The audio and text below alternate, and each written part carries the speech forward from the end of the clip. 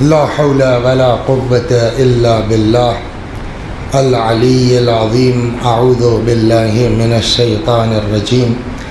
بسم الله الرحمن الرحيم. الحمد لله رب العالمين بارئ الخلائق أجمعين باعث الأنبياء والمرسلين والصلاة والسلام والتحية والإكرام على البشير النذير السراج المنير سيدنا ونبينا وشفيعنا إن شاء الله أبي القاسم محمد.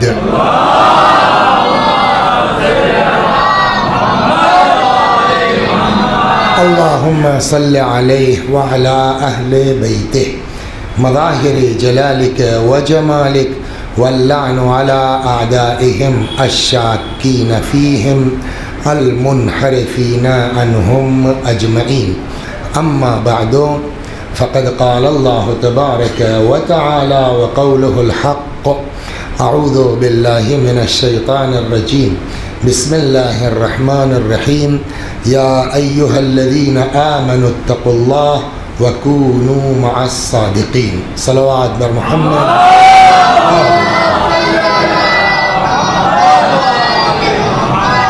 گزارش ہے آپ حضرات سے ایک بار سورہ حمد اور سورہ توحید کی تلاوت فرما کے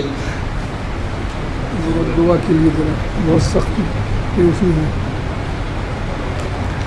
سید عبد الحسین، سید اظہر حسین، اعجاز حسین، احمد حسین، مہدی حسن، زاہد حسین، انصار حسین، وحیدن بی بی اور گلشن انی خاں مرحومین کی روح کو ایصال ثواب فرما دیں. بسم اللہ.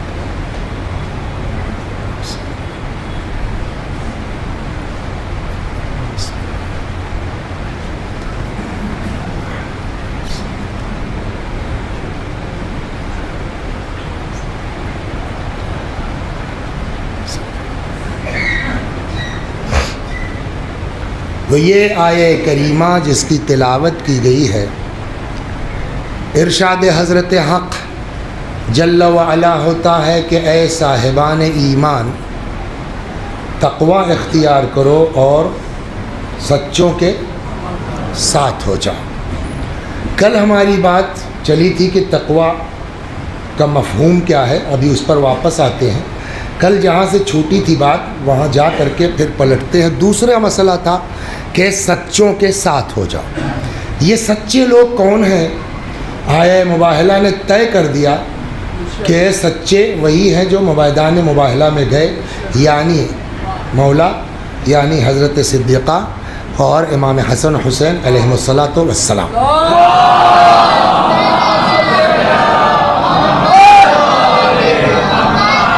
اب دیکھیے جو ہے وہ قرآن کا ایک ایک لفظ معجزہ ہے، ایک ایک حرف معجزہ ہے،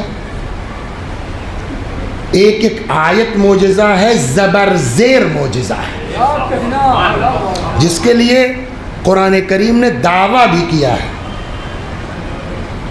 کہ لے آؤ اس طرح کا. نہیں ہو پا رہا 10 سورہ لے آؤ، 21 سورہ لے آؤ، ایک ہی آیت لے آؤ، ہے نا. اس کا مطلب کچھ تو ہے قرآن میں جو اتنا دعویٰ قرآن مجید کر رہا ہے. اور یہ بھی بالکل عقل کی بات ہے کہ آپ کے سمجھ میں قرآن نہیں آتا تو قرآن کے خلاف بولنے کے بجائے ایک جواب میں لے آؤ نا. قرآن تو چیلنج کر رہا ہے.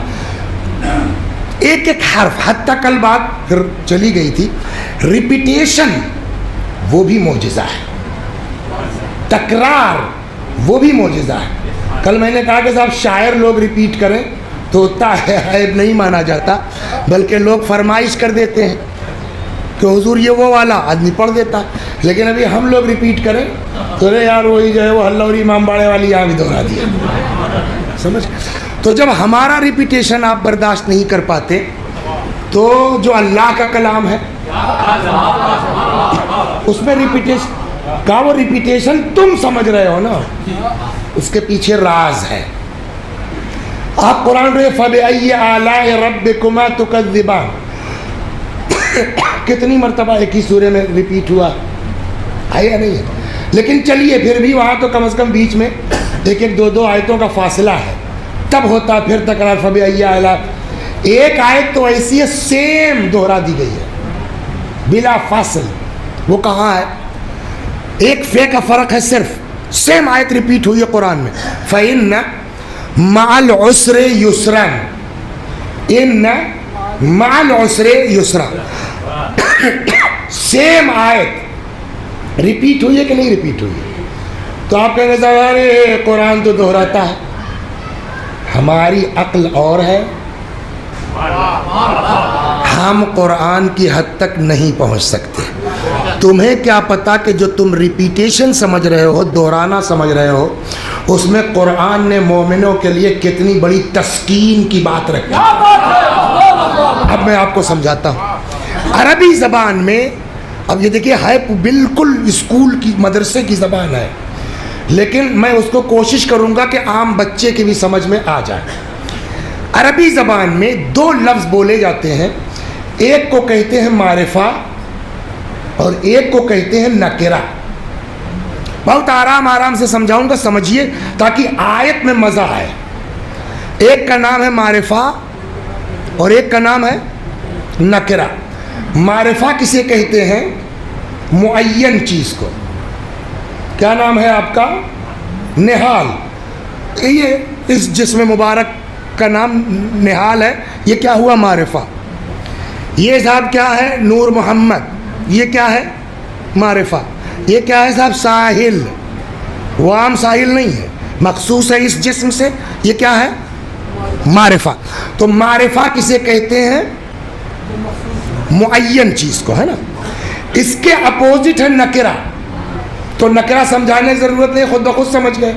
غیر معین چیز جیسے آدمی ہے نا، انسان، بشر، شہر، 50 تو ہے. تو غیر معین چیز کو کیا کہتے ہیں؟ نکرہ. یہ دو چیز سمجھ میں آ گئی نا آسانی سے.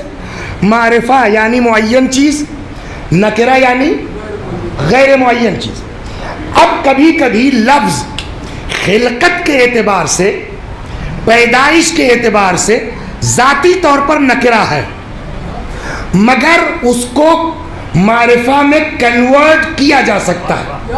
آپ کو جو چیز سمجھا رہا ہوں بہت خود توجہ سے رکھیے. وہ ذرا سا چوکے تو پھر میری گارنٹی نہیں ہے. کبھی کبھی وجود کے اعتبار سے، خلقت کے اعتبار سے لفظ نکرہ ہے، لیکن اس کو معرفے میں کنورٹ کیا جائے. اس کے بہت سے طریقے ہیں. میں کوئی جو ہے وہ وسیقہ اسکول میں بیٹھ کے کلاس نہیں لے رہا ہوں کہ ہاں پورا سمجھاؤں. ایک جو بات ہے جو یہاں ہے، من جملہ ان چیزوں کے کہ جو غیر معین چیز کو کنورٹ کر دیتا ہے معین میں، بہت سے طریقے ہیں. ایک طریقہ ہے شروع میں الف لام لگا دیجئے. ہم نے آپ کو کیا بتایا؟ نکرہ جو معین نہ ہو، جیسے بشر، ویسے ہی ہے رسول. رسول کیا ہے؟ نکرہ. 1,24,000 بھائی، پتہ نہیں کون سا رسول. تو یہ رسول کیا ہے؟ لفظ نکرہ ہے. بٹ اس رسول کو آپ معرفہ میں کنورٹ کر سکتے ہیں، خاص رسول کہہ سکتے ہیں. کرنا کیا ہے؟ الف لام لگا دو. اب اس کی مثال میں قرآن سے دیتا ہوں کہ اسی رسول کو قرآن نے پہلے ایز اے نکرہ یوز کیا، پھر فوراً ایز اے معرفہ یوز کیا. کہاں ارشاد ہوتا ہے بعث اللہ الی فرعون رسولا، اللہ نے بھیجا فرعون کی طرف ایک رسول. وہ کون رسول ہے؟ نہیں معلوم. اللہ نے ایک رسول بھیجا، نکرہ ہوا نا. اب آگے قرآن کہتا فَعَصَىٰ فِرْعَوْنُ الرَّسُولَ، لیکن فرعون نے نافرمانی کی اسی رسول کی جس کو بھیجا تھا. یہ معین ہو گیا نا. یہ کہاں سے معنی لے آئے؟ اسی رسول کو جس کو بھیجا تھا. کا الف لام، ایک الف لام اتنے معنی دے گیا اچانک. تو سمجھ میں آ گیا نا کہ الف لام اگر لگا ہے تو لفظ کیا ہے؟ پہچان ہو گئی، معرفہ. الف لام نہیں ہے، نکرہ ہے. ٹھیک. اب آئیے، ایک قانون یہ ہے کہ کسی ایک عبارت میں، اچھا اب وہ جو آیت پڑھی آپ نے اس کو میں ایک بار دہرا دیں. پہلے یہ تھا کہ اس میں معرفہ کیا ہے، نکرہ کیا ہے. فَإِنَّ مَعَ الْعُسْرِ يُسْرًا. عسر مانے پرابلم، پریشانی، تنگی، مصیبت. یہ ہے عسر، عین سین رے. ان مع العسر یسرن. یسرن اسی کا اپوزٹ ہے، آسانی ہے نا. لیکن قانونی اعتبار سے العسر کیا ہے؟ معرفہ، الف لام لگا ہوا ہے. یسرن کیا ہوا؟ نکرہ. اب قانون یہ کہتا ہے کہ اگر کسی عبارت میں معرفہ ریپیٹ ہوتا ہے تو چاہے جتنی مرتبہ آپ بولیے گا سب کے معنی ملا کے ایک ہوگا. اب دیکھیں قرآن کی باریکی غور کیجیے. آپ قرآن ہے کیا؟ جتندر کیا جانے قرآن کیا ہے. 26 آیت بدل دیجیے. صلوات بر محمد و آل محمد. سب جن کو پڑھنا نہیں آتا 26 آیت نکال دیجیے. یہ باریکیاں ہیں قرآن مجید کی. تو العسر کیا ہے؟ معرفہ. قانون ہم کیوں نے آپ کو کیا بتایا کہ معرفہ اگر کسی ایک عبارت میں ریپیٹ ہوتا ہے تو چاہے جتنی بار ریپیٹ ہو کل کے معنی کیا ہوں گے؟ ایک. لیکن اگر نکرہ ریپیٹ ہوگا تو جتنی بار ریپیٹ ہوگا اتنے معنی مانے جائیں گے. ہو گئی نا بات؟ العسر معرفہ ہے، جتنی بار ریپیٹ ہوگا ایک معنی. عسر کے معنی مصیبت، پریشانی. یسر معنی اس کا الٹا، آسانی. وہ نکرہ ہے، جتنی بار ریپیٹ ہوگا اتنے معنی ہوں گے. ان دونوں آیتوں میں عسر بھی 2 بار آیا ہے، یسر بھی 2 بار آیا ہے. تو عسر کے دونوں ملا کر کے ایک بنیں گے، یسر کے دونوں ملا کے 2 معنی بنیں گے. کچھ سمجھ میں آیا قرآن کیا سمجھانا چاہتا ہے؟ یہ ریپیٹیشن نہیں ہے، تسکین ہے مومنین کے لیے. فَإِنَّ مَعَ الْعُسْرِ يُسْرًا. إِنَّ مَعَ الْعُسْرِ يُسْرًا. ہر تنگی کے بعد آسانی ہے، ہر تنگی کے بعد آسانی ہے. گویا قرآن سمجھانا یہ چاہتا ہے ٹینشن مت لو. اگر مصیبت آئے، اگر ایک مصیبت آئے گی بدلے میں ہم ڈبل آسانی دیں گے. قرآن کا صلوات در محمد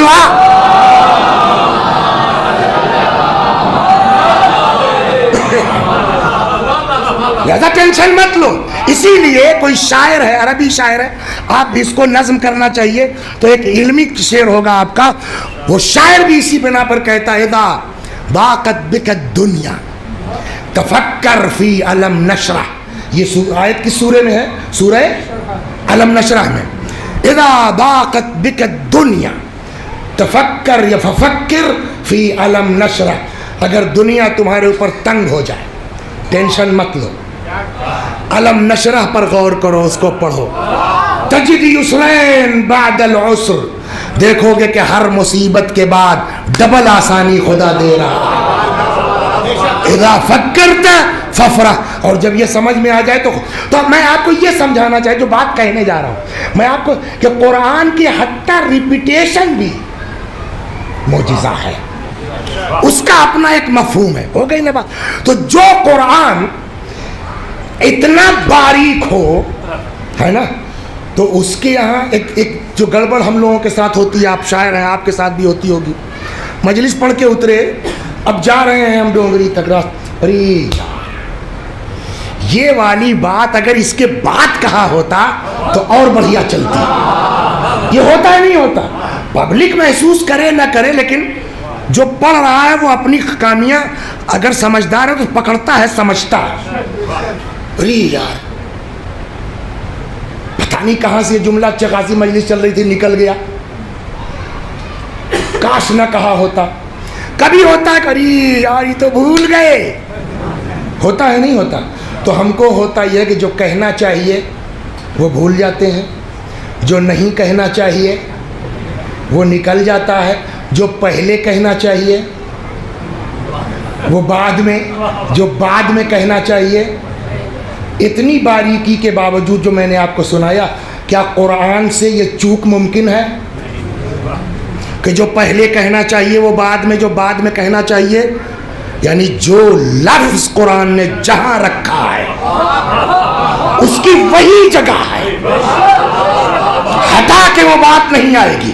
یہاں تک ہو چکا ہے نا۔ کل ہم آپ کو ٹال گئے تھے اسی بنا پر کہ آج اس پر آپ سمجھ میں آ گیا کہ کونوا مع الصادقین سے مراد کون لوگ ہیں؟ اہل بیت۔ پکی ہو گئی نا۔ قرآن کی ترتیب کیا ہے؟ یا ایھا الذین آمنوا، اے صاحبان ایمان، اتقوا اللہ، ہے نا، تقوی اختیار کرو۔ پھر کیا کہا؟ کونوا مع الصادقین، سچوں کے ساتھ ہو جاؤ۔ اگر قرآن پلٹ کے کہہ دیتا تو کیا پرابلم تھی؟ یا ایھا الذین آمنوا کونوا مع الصادقین واتقوا اللہ، کہہ سکتا، مطلب تو وہی تھا نا۔ کہ نا، باریکی اس میں ہے، اے صاحبان ایمان سچوں کے ساتھ ہو جاؤ اور تقوی اختیار کرو۔ اگر قرآن اس طرح کہہ دیتا تو ہمارے لیے بڑی راحت تھی۔ اہل بیت سے محبت کرو، سمجھے، جس کا چاہو مارو دابو کھاؤ، دیکھا جائے گا، سمجھے۔ اور اس کے بعد جب ریٹائر ہو جانا تو تھوڑا تقوی اختیار کر لینا۔ اگر قرآن نے کونوا مع الصادقین پہلے کہا ہوتا تو ہم کو یہ گنجائش مل جاتی کہ پہلے سچوں کا ساتھ پکڑو، پھر دیکھا جائے گا، تقوی بھی اختیار کر لیں گے۔ لیکن قرآن نے تقوی پہلے کہا ہے، پھر کونوا مع الصادقین کہا ہے۔ اس کا کیا مطلب ہے؟ یعنی قرآن اہل بیت کی عظمت بیان کر رہا ہے اس ترتیب سے کہ ہر چور اچکا، اٹھائی گیرا، اس کو حق نہیں ہے کہنے کا کہ ہم علی والے ہیں۔ اور کر رہے ہیں۔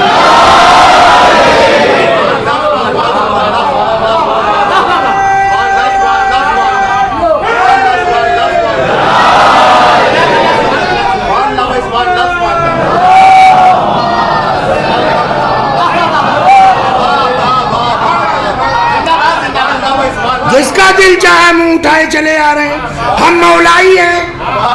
تو قرآن نے پہلے ایمان کی شرط لگائی ہے، سمجھ گئے آپ، پھر تقوی کی شرط لگائی ہے۔ جب یہ دو چیزیں آ جائیں تب کہو ہم علی والے ہیں۔ علی اہل بیت ہلکے پھلکے لوگ نہیں ہیں کہ جس کا دل چاہے کہہ دے ہم علی والے ہیں۔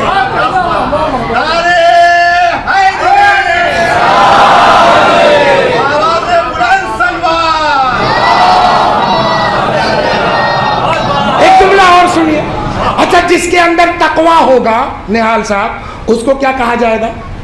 متقی۔ جس کے اندر تقوی، ابھی تقوی کی بات پر پھر آئیں گے کہ تقوی کسے کہتے ہیں۔ تو جس کے اندر تقوی ہوگا اس کو کیا کہا جائے گا باس؟ متقی۔ مولا کو بہت کچھ کہا جاتا ہے، امیر المومنین، ہے نا، خلیفۃ المسلمین۔ تو جو مومن ہے سب کے امیر وہ ہیں، جو مسلمان ہے سب کے حاکم وہ ہیں۔ لیکن کبھی آج تک سنا آپ نے امام المسلمین؟ اب امام کے ساتھ کیا لگتا ہے؟ امام المسلمین نہیں ہے، امام المتقین ہے، امام متقیوں کے۔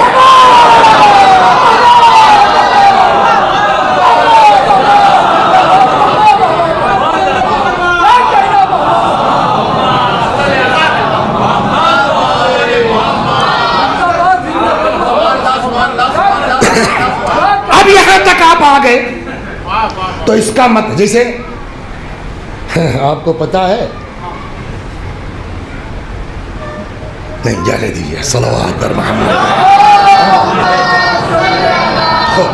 تو اب یہ بات ہوئی کہ اہل بیت، ارے سامنے جو ہے وہ منسٹر دیکھ لیجئے، ہے نا، ارے صاحب ان کو وہ فلاں چیف منسٹر کے ساتھ رہتا ہے. کون؟ ارے وہ فلاں. ہمیں اس کا کپڑا دیکھو. یہ چیف منسٹر کے ساتھ رہ پائیں گے گھڑے سے نکلا ہوا کپڑا پہن کے؟ تو ایک دنیا کا منسٹر ہے, اس کے لیے تو بغیر کریچ کے ساتھ بیٹھ نہیں سکتے.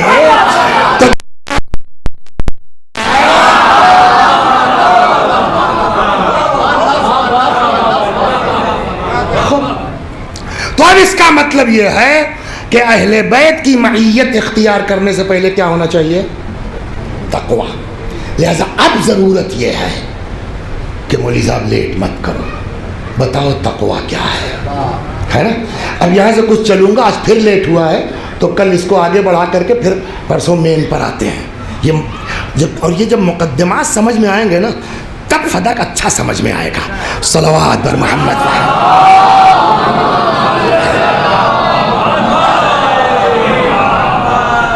خب تو یہاں تک آ گئے. تو اب جو ہے وہ اہل بیت کے ساتھ کے لیے شرط کیا ہے؟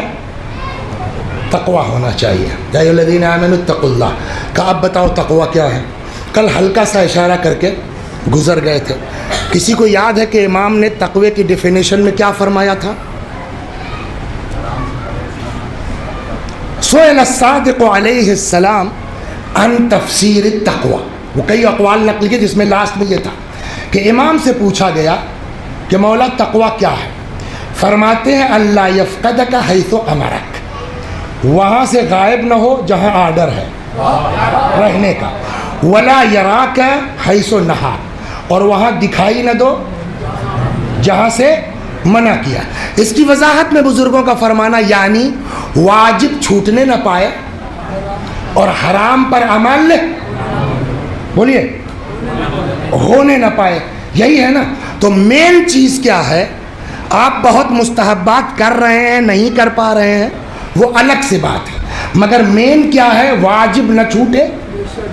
نماز شب نہیں پڑھو گے چلے گا, مگر اس کے چکر میں صبح کی مت چھوڑو. یہ ہے نا مین چیز. لہذا اب آئیے اس پر تھوڑی دیر گفتگو کرتے ہیں کہ مین چیز ہے. دیکھیے جہاں عبادت نام ہے کچھ کرنے کا, وہیں عبادت نام ہے کچھ نہ کرنے کا. صلوات بر محمد.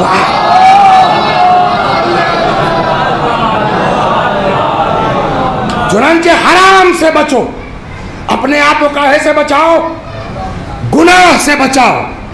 چنانچہ امام فرماتے ہیں ترکو لقمۃ الحرام, ایک لقمہ حرام کا چھوڑنا احب الی اللہ من صلاۃ 1000 رکعہ تطوعا, 2000 مستحبی نمازوں سے زیادہ پسند ہے خدا کو ایک لقمہ حرام کا چھوڑ دینا. آپ غور فرما رہے ہیں کہ یہ دین کیا چاہ رہا ہے؟ اب سنیے آپ حرام کرتا کیا ہے. یہ میں نے مثال گڑھی ہے لیکن اپنی جیب سے نہیں, یہ آیت حدیث تھی امام کی تو اس بنا پر میں نے گڑھی حدیث. فیض آباد میں رہتے تھے, اتنی اوقات نہیں کہ کچھ, اب تو زمینوں کا حال یہ کہ پوری زندگی کمائی لگا دی تب جا کے کچھ ہوگا. یہ مثال ہے, اللہ کا شکر ایک مکان چھوٹا موٹا لے لیا, مثال. تو صاحب بڑی محنت مشقت کے بعد ایک بسہ زمین فیض آباد میں لے لیا, تو کل پیسہ اینڈ فنڈ کا تو زمینیں میں چلا گیا. اب بنواویں کہاں سے؟ تو ایک لڑکا ہے سمجھے, اب 9 بجے اسکول گئے, 3 بجے لوٹ کے آئے, تو ہم نے کہا یار آج کل مزدوری بہت زیادہ یہ ہے, تو ایسا کرو ذکی بھائی ایک کام کرتے ہیں, شہروں میں ادھا بھی چلتا ہے جیسے ٹرالی نہیں ہوتی ہاف, تو ہم نے کہا ہاف جو ہے وہ ڈھالا منگا لو بالو کا, ایک بوریا سیمنٹ, 400-500 اینٹا, اور اپنا روز 5-5 اینٹا خدا جوڑ لیا جائے.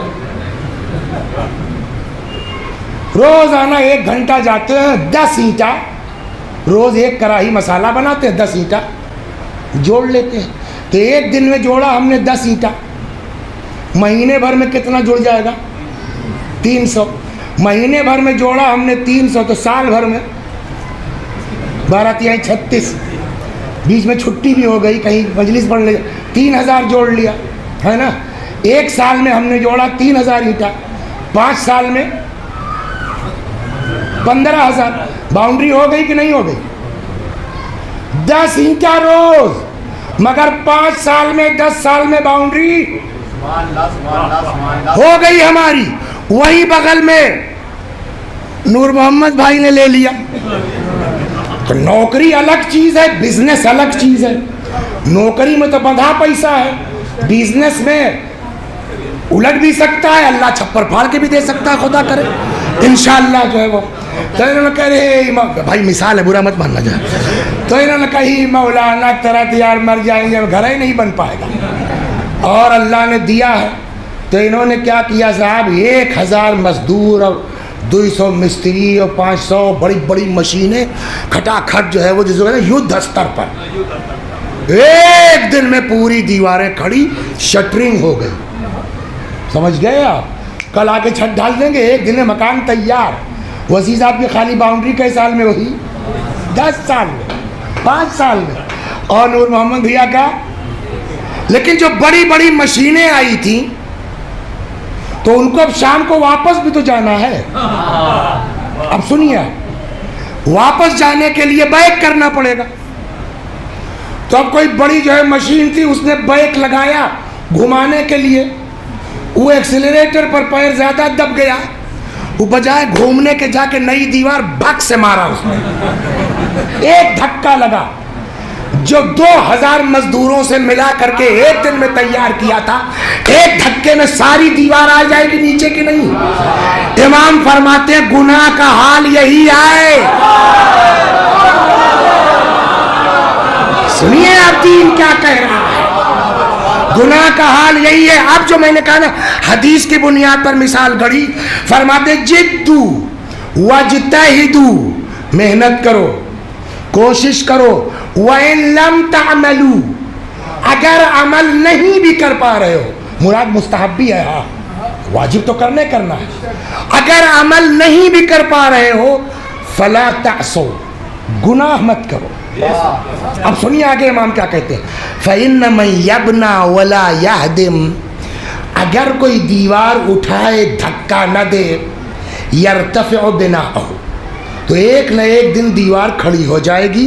وَإِن كَانَ يَسِيرًا، چاہے 5 اینٹیں کیوں نہ ہو، ہے نا. وَمَن يَبْنَى وَيَهْدِمْ، لیکن جو اٹھاتا رہے، دھکا مارتا رہے، فرماتے یوشک ان لا يرتفع بناء، قیامت آ جائے گی دیوار کھڑی نہیں ہوگی. امام فرماتے گناہ کا مطلب یہی ہے. سمجھ گئے آپ؟ پوری رات عبادت کیا، نماز جماعت پڑھی، سمجھے آپ، مسجد میں افطاری بھجوایا، سمجھ گئے آپ، 1 کنٹل ثواب آج کا ہو گیا. اور اس کے بعد مسجد کے دروازے پر بیٹھ گئے، یار مولانا قرأت ہی نہیں صحیح ہے. ایک دھکا غیبت کا مارا، سب روزہ نماز گیا. صلوات درمان غور فرما رہے ہیں آپ کیا ہے؟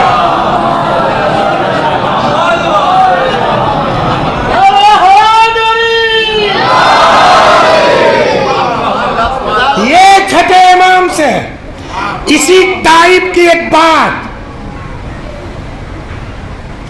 رسول اللہ نے بھی کہی. دیکھیے آدمی کو یہ پتا سب سے زیادہ شوق کس بات کا ہے؟ زمین کا. اگر غور کیجئے آپ، پراپرٹی بنانے کا شوق ہمارے آپ کے یہاں سب سے زیادہ. رسول اللہ نے فرمایا چکر میں نہ پڑو، ہم بتاتے ہیں پلاٹ کا پلاٹ خالی پڑا ہے، 200 ایکڑ چاہیے، 500 ایکڑ چاہیے، جتنا چاہو قبضہ کر لو. پیغمبر سے میں سنا رہا ہوں یہ حدیث. ارے کیسے ہوگا؟ پرانے زمانے میں سنا ہوگا نا، آبادی وغیرہ، جس کا قبضہ اس کی، تو قبضے کے لیے لوگ کیا کرتے تھے؟ پیڑ لگا دیتے تھے. چلا مقدمہ ظاہر ہے ہماری 100 سال پرانی بسواری ہے نا. تو دنیا میں بھی ہوتا ہے جس کا پیڑ، پیغمبر کہتے ہیں یار قبضہ کرنا نا، پیڑ لگا دو، زمین تمہاری. کہاں خالی پلاٹ ہے؟ فرمایا جنت میں. بلا وجہ یار وقف کے چکر میں پڑے ہو، امام حسین کا دابنے کے چکر میں پڑے ہو، پلاٹ کا پلاٹ جنت میں خالی پڑا ہے، پیڑ لگا دو، قبضہ خود ہی ہو جائے گا. कहा साहब तो पेड़ कैसे लगेगा? पैगंबर ने फरमाया मन क़ाल सुबहान अल्लाह गरसल्लाहु लहू शजरतन फिल जन्नह, जो एक सुबहान अल्लाह कहेगा अल्लाह एक सुबहान अल्लाह के बदले में जन्नत में एक पेड़ लगा देगा।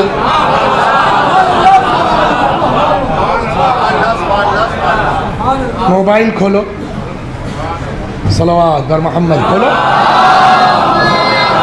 कैलकुलेटर निकालो, उसमें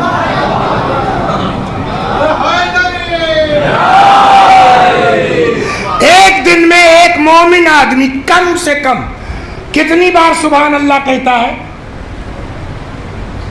कम से कम 165 बार। कैसे? हर नमाज के बाद 33 बार तो कहेंगे ना। 5 नमाज के बाद कितना हुआ?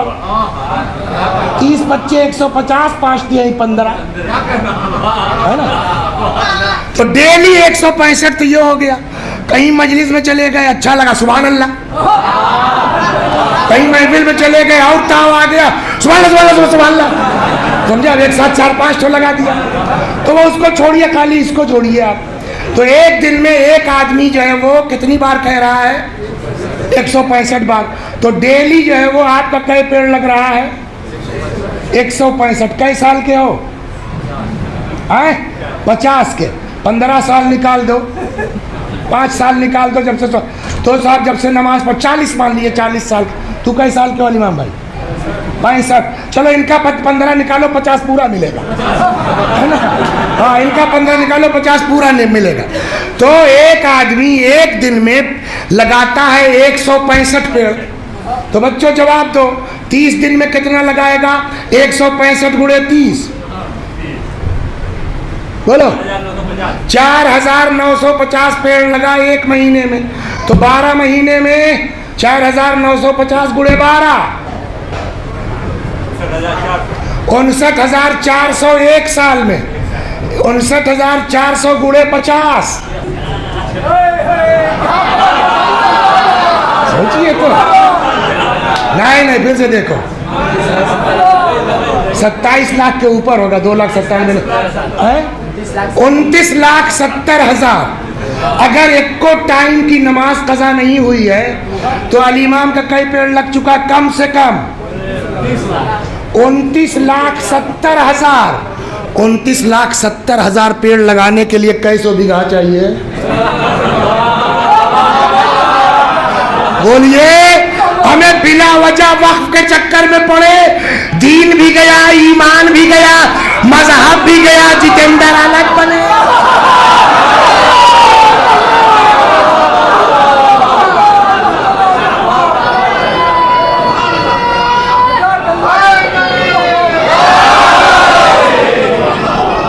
पंद्रह 20 साल बर्दाश्त कर लेते, 50 लाख पेड़ तो तुम्हारा वैसे ही था जन्नत में।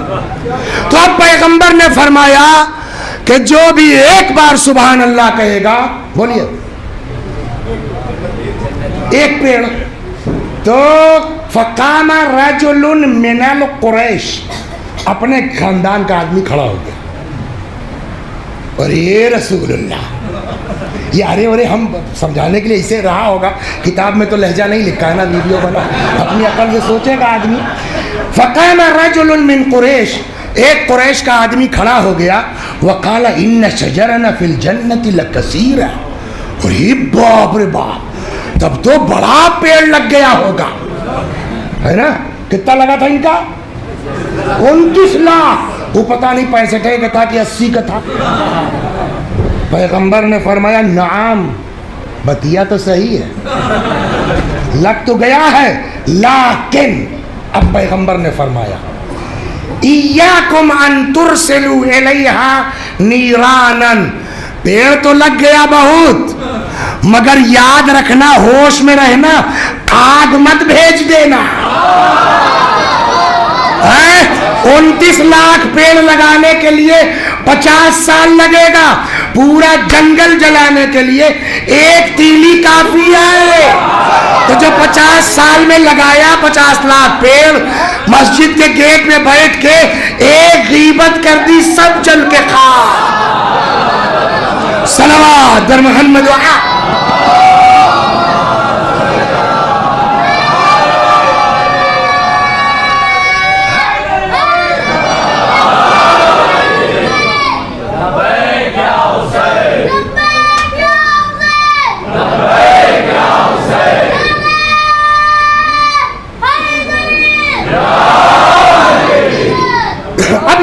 آئے آپ، ہے نا؟ تو مین چیز فوکس اسلام کا کاہے پر ہے؟ نماز واجب ہے، مگر خالی نماز پر کالر ٹائٹ مت کرو، گناہ سے اپنے آپ کو بچاؤ، سمجھ گئے آپ؟ روزہ واجب ہے، کالر ٹائٹ مت کرو۔ تو مین چیز کیا ہے؟ امام نے کیا کہا؟ جدو واجتہدو، محنت کرو، کوشش کرو، وَإِن لَمْ تَعْمَلُوا، نہیں بھی جو ہے وہ 2 پارہ روز قرآن پڑھ پا رہے ہو کوئی بات نہیں، مگر گناہ نہ کرو۔ یہ مین چیز ہوئی نا۔ اب آئیے، گناہ کی 2 قسمیں ہیں، گناہ کی 2 قسمیں ہیں، ایک ہلکا پھلکا اور ایک بڑا، جس کو ہماری زبان میں کہتے ہیں مذہب کی یا عربی میں گناہ صغیرہ اور گناہ کبیرہ۔ گناہ صغیرہ یعنی چھوٹا گناہ، گناہ کبیرہ یعنی بولیے بڑا گناہ۔ بڑا گناہ کس کو کہتے ہیں؟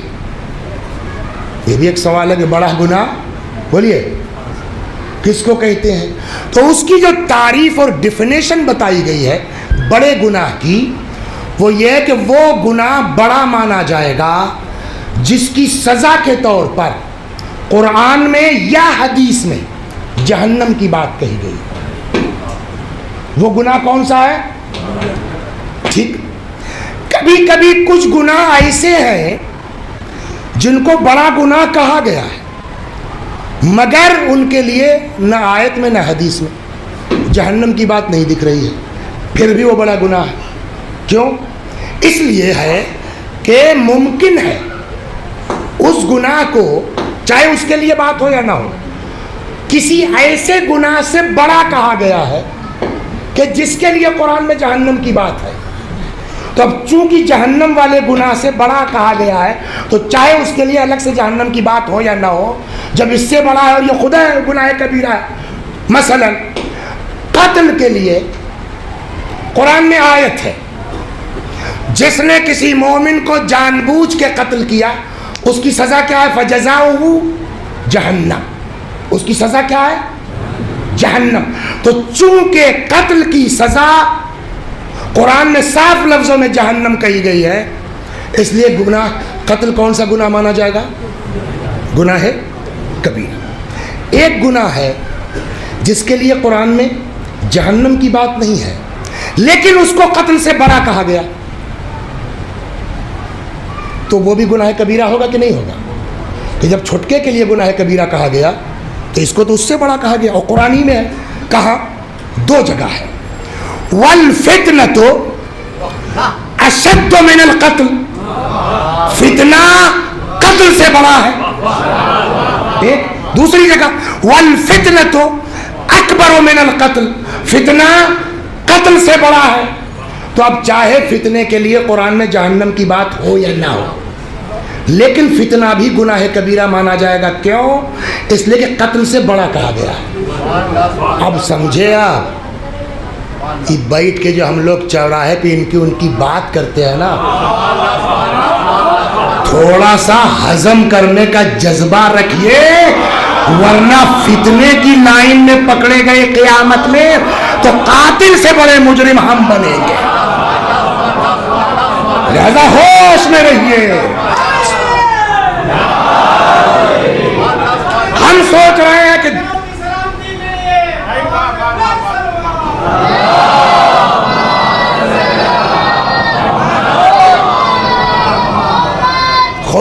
اب یہاں تک آ گئے، اب آئیے، اب ٹائم نہیں، اب اس کو کل آگے بڑھائیں گے۔ تو گناہ کبیرہ کتنے ہیں؟ اب سوال یہ ہے نا، وہ ڈیسائیڈ ہو جائے تو اس کے علاوہ جتنے گناہ ہیں وہ سب کیا ہوں گے؟ گناہ صغیرہ۔ لیکن یہ گناہ صغیرہ بھی کبھی کبھی کنورٹ ہو جاتا ہے کبیرہ میں۔ کب؟ جب ریپیٹ ہونے لگے۔ ایک بار ہو گیا، توبہ کر لیا، بات ختم، لیکن بار بار دہراؤ گے تو وہ صغیرہ کنورٹ ہو جائے گا کاہے میں؟ کبیرہ میں۔ ابھی ادھر نہیں جانا، اب مجھ کو آنا ادھر۔ تو یہ ہو گیا نا، آپ چاہے جتنی نماز پڑھیے، چاہے جتنی نیکی کیجیے، اگر آپ گناہ سے اپنے آپ کو نہیں بچا رہے ہیں، سمجھ گئے آپ، تو ایک مثال میں گویا بنی بنائی دیوار پہ جو ہے وہ دھکا مار رہے ہیں، اس روایت کے حساب سے 30 لاکھ پیڑ میں جو ہے وہ آپ ماچس لگا رہے ہیں، ہے نا؟ تو مین چیز ہے اپنے آپ کو گناہ سے بچانا۔ گناہ کی دو قسمیں، صغیرہ اور کبیرہ۔ گناہ کبیرہ کتنے ہیں؟ ہے اس میں روایتیں ہیں لیکن ادھر نہیں جائیں گے، کم سے کم 7 اور آگے 32 تک لے گئے۔ اس کی وجوہات ہی کیوں اختلاف ہے تو ہمارے وقت نہیں ہے، ہو گئے نا؟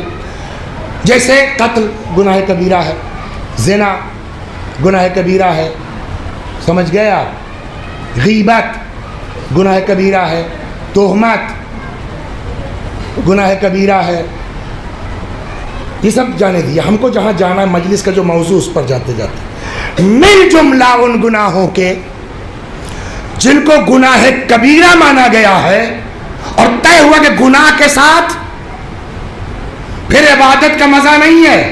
اب چاہے جس پوسٹ پر چلے جائیے، چاہے جتنے زیادہ عبادت گزار بن جائیے، اگر گناہ ہے تو بات بن نہیں سکتی ہے۔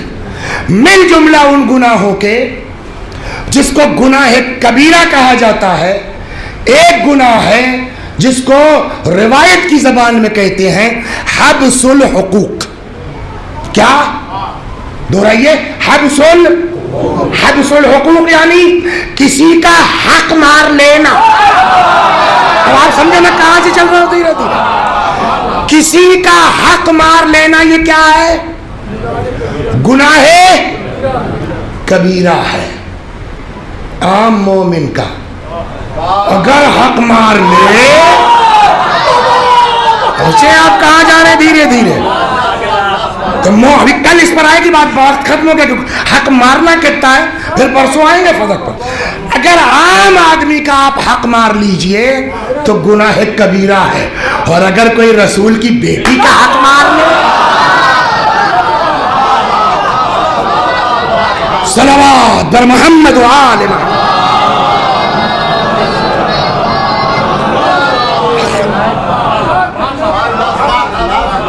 اب انشاءاللہ اس پر بات پہلے حق مارنے پر ہوگی۔ اس میں ایک شق اور ہے، وہ بھی ہمارے سماج کا بہت بڑا مسئلہ ہے، شہزادی کے صدقے میں اس پر بھی بات کرنا چاہوں گا، کل ہوا تو کل، نہیں تو ملا جلا کر کے، سمجھے آپ؟ کبھی جانور کو چارہ دیا ہے؟ خالی جو ہے وہ بھوسے سے دودھ نہیں نکلتا، ہرا چارہ بھی چاہیے، کچھ چونی بھی چاہیے، سمجھ گئے آپ؟ تو اب انشاءاللہ کل سے خبر کے بات ہوگی، صلوات بر محمد و آل۔ اب اس کو یہی روک دیجئے، کل سے انشاءاللہ بات ہوگی کہ حق مارنے کی سزا کیا ہے۔ وہ حق چاہے جیسا ہو، بھائی بمبئی رہتا ہے، بٹوارہ ہو چکا ہے، اب اپنا گھر بنانے لگے، جب تک ٹیلی فون ہوگا، جب تک سمجھائیں گے، جب تک فلائٹ کا ٹکٹ لیں گے، آدمی باپ کے مرنے میں تو پہنچ نہیں پاتا، اس میں کیا پہنچے گا؟ جب تک آئیں گے تب تک دیوار کھڑی ہو جائے گی، اور اگر آ بھی گئے تو پیروا پکڑ لیں گے، کریں گے کیا؟ سمجھے؟ اس طرح کی بھی چالیس سب انشاءاللہ اس پر بات ہوگی۔ کبھی کبھی ہوتا ہے، کل ضرور آئیے گا، کل کی مجلس بہت امپورٹنٹ ہے۔ نہال بھائی 500 روپیہ دے دیجئے۔ کب دو گے؟ ایک ہفتے میں دے دیں گے۔ ایک ہفتہ نہیں، 7 مہینہ ہو گیا، 7 سال ہو گیا۔ ان کا کیا حکم ہے یہ سب انشاءاللہ کل، اور جب یہ سمجھ میں آ جائے گا اور یہ طے ہو جائے کہ ہم نے کسی کا حق نہیں مارا ہے، تب انشاءاللہ پھر بات ہوگی کہ اب ان پر لعنت کرو جنہوں نے فاطمہ کا حق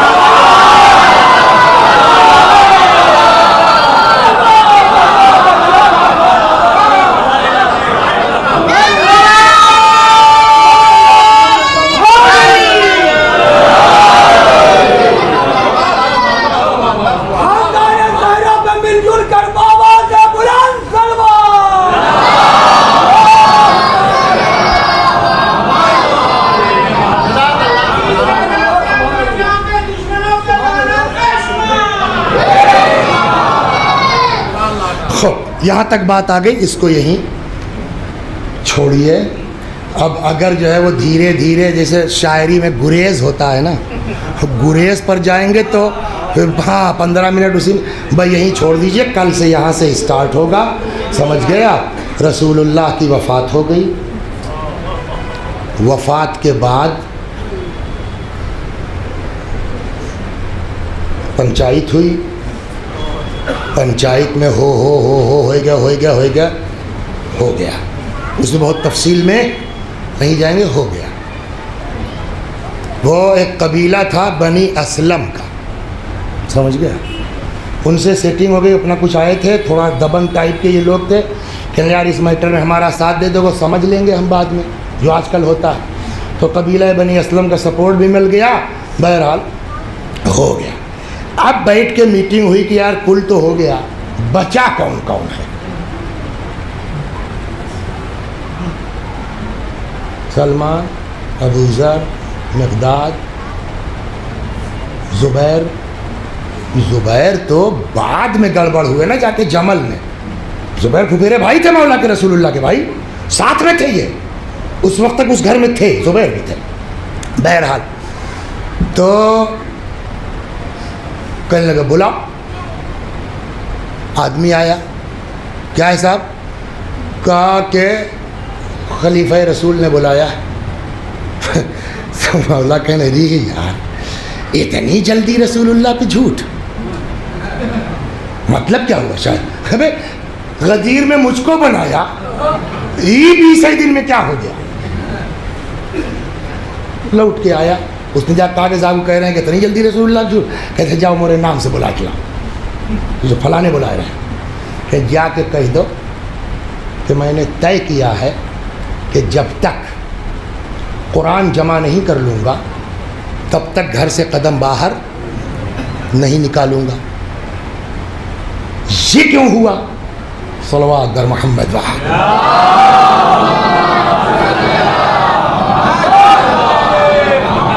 آج میری راہ ادھر گھوم گئی تو شاید مصائب کم ہو، گریا کم ہوگا، اس کو کل پورا کر دیں، مگر یہ بھی ضروری ہے. صلوات در محمد وحد. ایک سوال جو بہت اہم ہے یہاں کے اوپر، کتنے آدمی تھے غدیر میں سر؟ 1.25 لاکھ. 1.25 لاکھ میں کل مدینے کے نہیں تھے، ادھر ادھر کے بھی تھے، لیکن مین مدینے کے لوگ تھے، ہے نا. واقعہ کب ہوا؟ 18 ذی الحجہ کو. رسول اللہ کی وفات کب ہوئی؟ جوڑیے کئی دن ہوا؟ 12 ادھر، اگر 30 کا چاند ہوا ہے نا، 30 محرم وہ بھی چاند مان لیجئے، 30 10 40 2 42 28 ادھر، کل 30 کا چاند مانتے ہیں تو زیادہ سے زیادہ کتنا دن ہوا؟ 70 دن. 70 دن کے بعد ممکن ہے کہ پبلک بھول جائے. یہ سوال اٹھے گا کہ فتح لینے کی وجہ کیا تھی، یہ بھی بات آئے گی انشاءاللہ. تو 70 دن میں کیسے بھول سکتا ہے آدمی؟ لیکن وہ ہو گیا. تو اب کل کو قیامت میں مدینے والوں سے اگر پوچھا جائے کہ کہو بھیا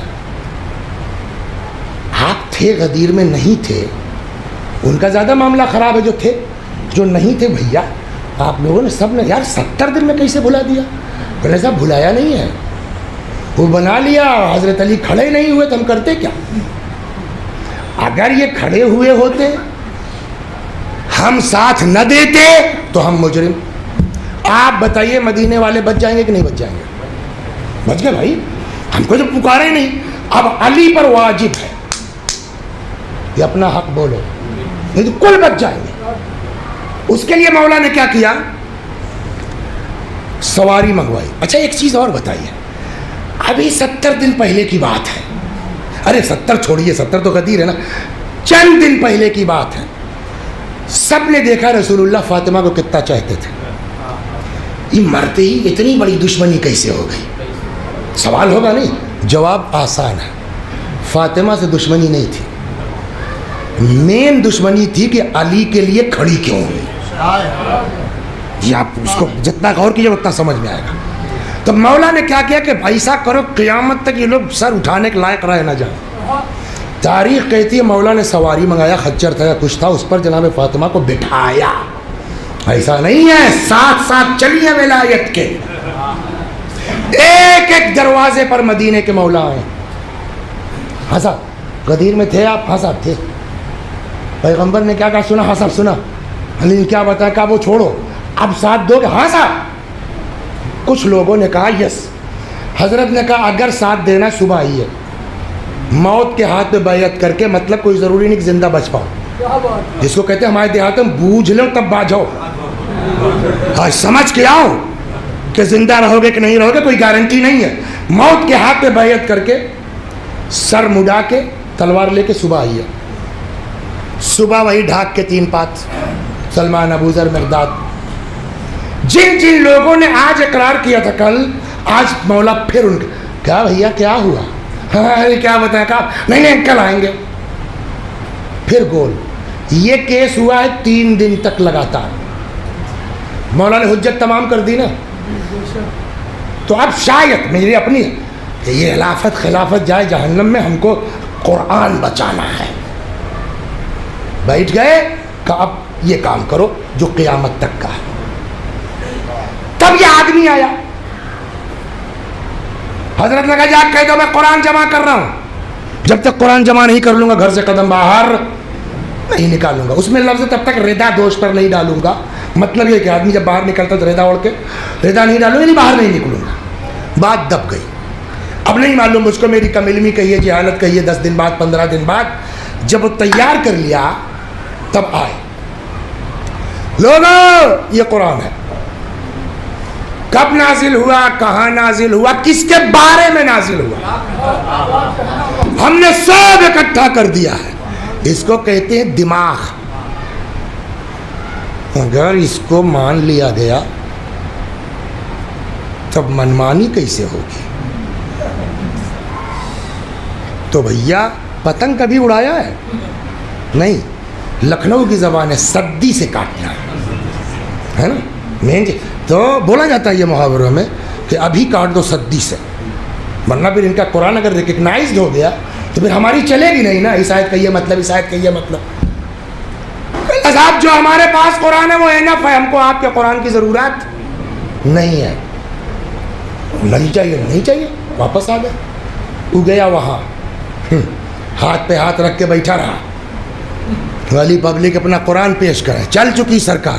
کہ یار تو کیا کریں؟ کہ بولو ابھی بولو. کہ جاؤ تم ہی جاؤ. تو کل بات آئی تھی نا کنفوزوا کی. کنفوز اور یہ جو ہے وہ اور کچھ لوگ آئے. اچھا جناب فاطمہ کا مولا کا گھر اور مسجد ملی ہوئی ہے، تو یہ لوگ بیٹھ گئے مسجد میں. کنفوزوا کو بھیجا کہ جاؤ بلا لاؤ. یہ پہلے دن کا قصہ ہے.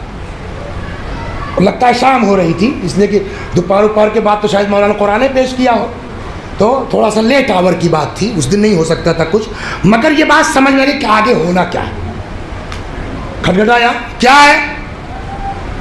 کسا وہ علی کو بلا رہے ہیں، مسجد میں بیٹھے ہیں لوگ.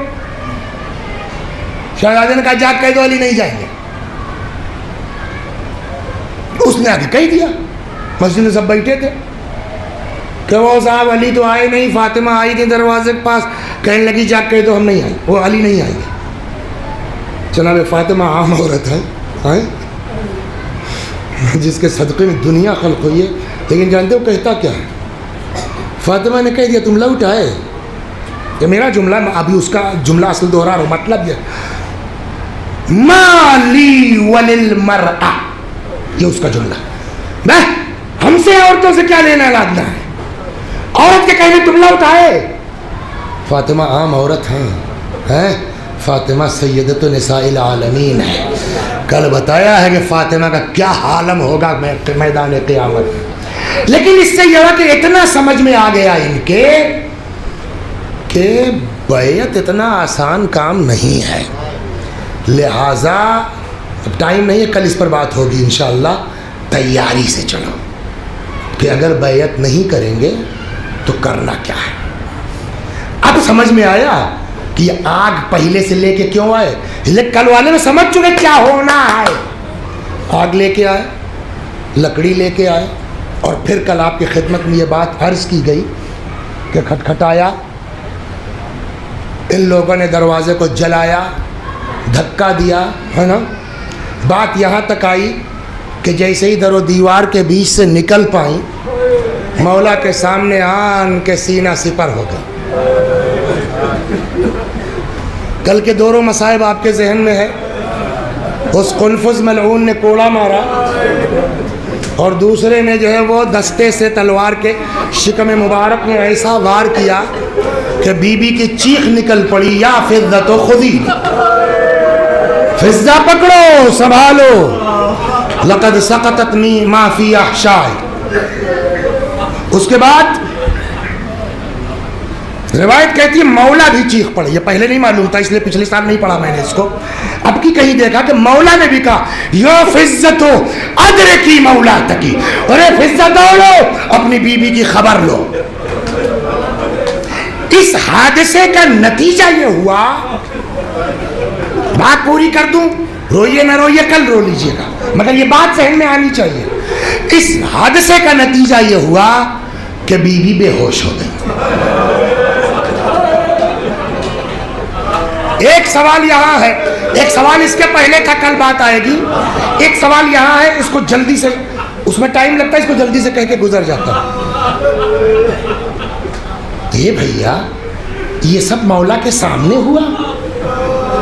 سوال یہ ہے، مار دیا گیا، بے ہوش ہو گئی، کیا ہو گیا تھا مولا کو؟ یہ سب مولا کے سامنے ہوا. یہی چیز جو لوگ سمجھ نہیں پاتے نا، کہتے ہیں اب یہ تو سمجھ میں نہیں آتا. ہاں مولا کیسے برداشت کیا؟ کہ کس نے کہا برداشت کیا؟ اب جو تاریخ کہتی ہے، بعض تاریخوں میں ہے کہ جب مولا نے یہ دیکھا نا تب مولا کو جلال آ گیا. معمولی بات تھوڑی فاطمہ کے ساتھ ایسا ہو جائے ہر مولا چپ رہے. پکڑا گریبان اس کا پٹخ دیا، یہ زانو سینے پہ رکھ دیا، کمزور سمجھ دیا. حالت یہ ہے جو بعض تاریخوں میں ہے کہ سناٹا چھا گیا، کچھ بھاگے، ارے صاحب یہ کیس ہو گیا ہے. تو وہاں سے یہ ہوا کہ جتنے آدمی مل جائیں، وہ جو بنی اسلم کہا نا، وہ اب ان کا رول یہاں سے شروع ہوگا. جتنے لوگ مل جائیں، گھس جاؤ، اس لیے کہ اگر علی آ گئے نا باہر اس حالت میں، پھر کوئی روک ووک نہیں پائے گا، ابھی روکو. اب نتیجہ جو بعض کتابوں میں ہے کہ ڈاکوؤں کی طرح گھر میں گھس گئے. اب اس کے لیے تھوڑا سا آپ کو پیچھے لے جائیں گے تب یہ بات سمجھ میں آئے گی. پیغمبر کا آخری وقت ہے، رسول اللہ نے فرمایا میرے حبیب کو بلاؤ، اپنا اپنا آدمی. جب کئی بار ہوا تو ام سلمہ ام المؤمنین نے فرمایا تم لوگ نہیں سمجھ رہے، یہ علی کو بلاؤ. مولا آئے. روایت کہتی ہے کہ حضرت نے امیر المومنین کو کلیجے سے لگایا اور یہ لمحہ مبارک پیغمبر کے بیوی کے کانوں تک لے گئے. نبی کے ہونٹ ہل رہے ہیں اور علی رو رہے ہیں. اچانک مولا کی چیخ نکل پڑی. وہ موقع نہیں تھا پوچھنے کا، پھر وفات ہو گئی. پھر یہ سب بعد میں جب حالات کچھ نارمل ہوئے تو کسی نے مولا سے پوچھا مولا چکر کیا تھا، کیا کہہ رہے تھے پیغمبر آپ سے کہ پہلے تو آپ دھیرے دھیرے رو پھر چیخ پڑے آپ. تو حضرت نے خود فرمایا کہ پیغمبر نے مجھ سے فرمایا علی تمہارے تئیں کینہ لوگوں کے سینوں میں دفن ہے، جو ظاہر ہوگا میرے مرنے کے بعد. اور پھر اپنے بعد کے واقعات بتا رہے تھے، یہ ہوگا یہ ہوگا یہ ہوگا. کہتے کہتے پیغمبر نے کہا علی فاطمہ کا بیٹا مارا جائے گا.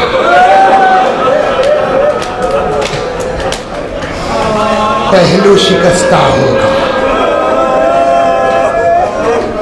خیرتدار آدمی نا کہ تب میں اس پر چیخ پڑا تھا. مجھے کیا کرنا ہے اس وقت، یعنی یہ سب ہوگا، میرا رول کیا ہوگا یا رسول اللہ، مجھے کرنا کیا ہے؟ پیغمبر نے فرمایا علی اگر ناصر مل جائیں تو کھڑے ہو جانا، جہاد کرنا، ورنہ صبر کر لینا.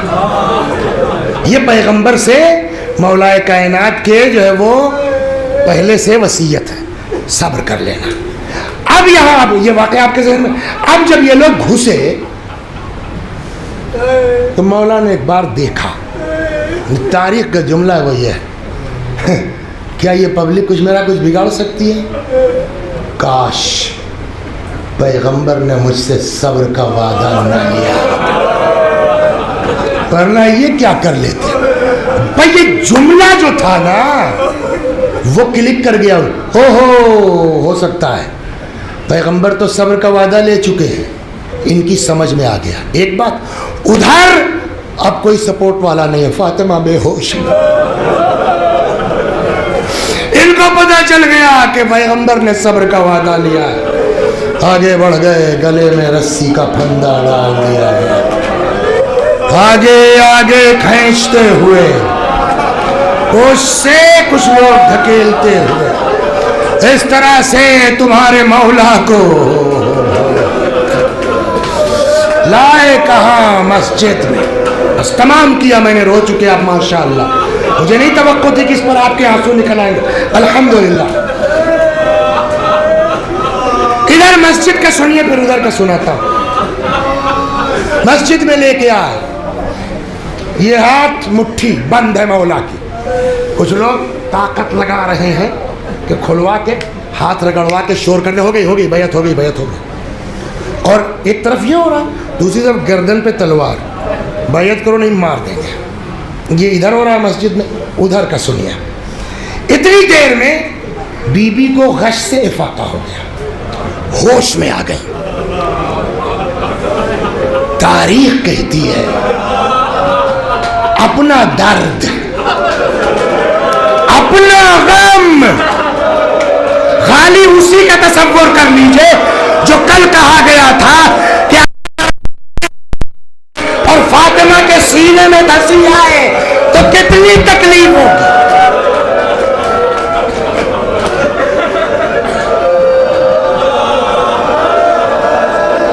غش سے فاقہ ہوا، اپنا درد بھول گئے۔ پہلا سوال بس تمام کیا، علی کہاں گئے؟ اور جب بتایا گیا کہ گرفتار کر لیا گیا، مشہور تو یہ ہے کہ سر پہ ردا ڈالی نکل پڑی۔ ایک کتاب میں نے پڑھا جو سمجھ میں بھی آتا ہے کہ اس واقعے کے بعد سے بی بی چلنے کے لائق نہیں تھی، اور جو مصائب اب تک بیان ہوئے اس سے یہ بات عقل میں بھی آتی۔ تب تو اس روایت کے حساب سے خاندان کی، بنی ہاشم کی دو عورتوں نے دونوں طرف سے بی بی کا بازو تھا، سر پہ ردا ڈالی، دو عورتوں نے پکڑایا اور اس طرح سے گھر سے نکل رہی ہے۔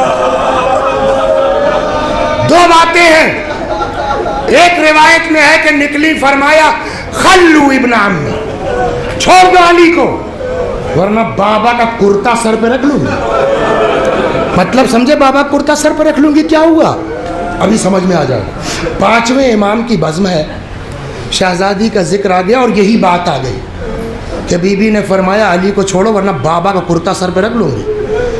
امام باقر علیہ السلام فرماتے ہیں خدا کی قسم اگر ہماری دادی نبی کا کرتا سر پہ رکھ لیتی مدینے میں ایک آدمی زندہ نہ بچتا۔ تو یہ آپ سمجھیں نبی کا کرتا مطلب دعا کر دوں گی، ہے نا۔ ایک تو یہ ایک روایت جو مشہور ہے، ہو سکتا ہے دونوں بات فرمائی ہو، سلمان فارسی وہ نقل کرتے ہیں، نکلی فرمایا خلو ابن عمی، چھوڑ دو علی کو ورنہ سر کے بال کھول دوں گی۔ سنا ہے نا، سلمان کہتے ہیں بال تو نہیں کھولا، خالی کہا تھا نا صرف، لیکن سلمان کہتے ہیں جملہ نکلا، سلمان کہتے ہیں مسجد نبوی لرز کے اٹھنے لگی۔ سلمان تو یہاں کہتے ہیں جب دوبارہ بیٹھی ہے تو ہم کو اپنے منہ پر رومال رکھنا پڑا جو دھول اڑی ہے۔ یہ ادھر کا قصہ۔ ادھر کا میں آپ کو بتا چکا کہ مولا کی پوزیشن کیا ہے، گردن پہ تلوار، بیعت کرو نہیں مار دیں گے۔ اتنے میں بی بی کی آواز آقا کے کانوں میں پہنچ گئی، واہ رے میرا مولا، ارے دنیا کیا جانے علی کتنے رؤوف آدمی کا نام ہے، علی کتنے کریم آدمی کا نام ہے۔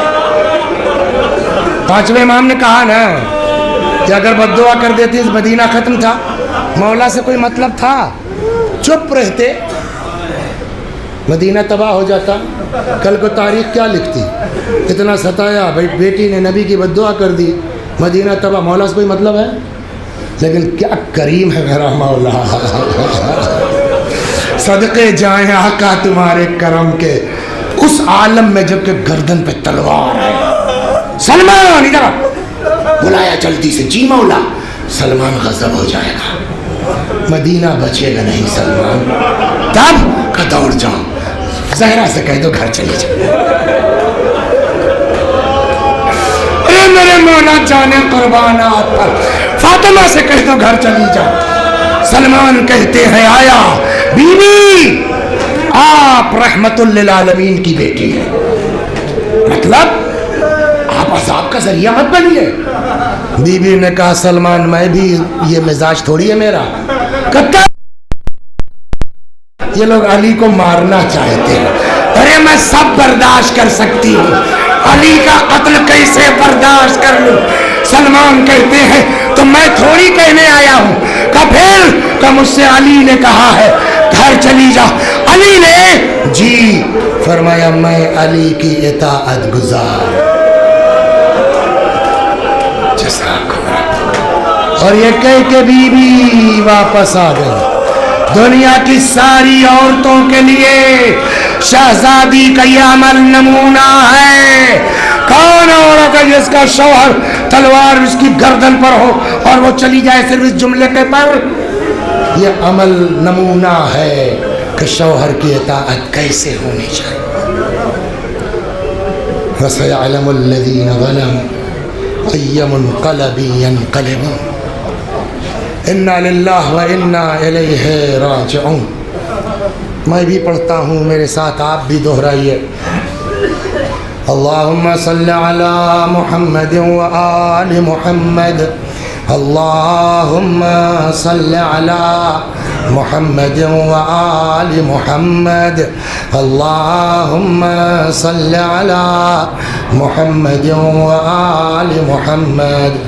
اعوذ باللہ من الشیطان الرجیم، بسم اللہ الرحمن الرحیم، الحمد للہ رب العالمین، الرحمن الرحیم، مالک یوم الدین، ایاک نعبد و ایاک نستعین، اہدنا الصراط المستقیم، صراط الذین انعمت علیہم غیر المغضوب علیہم ولا الضالین۔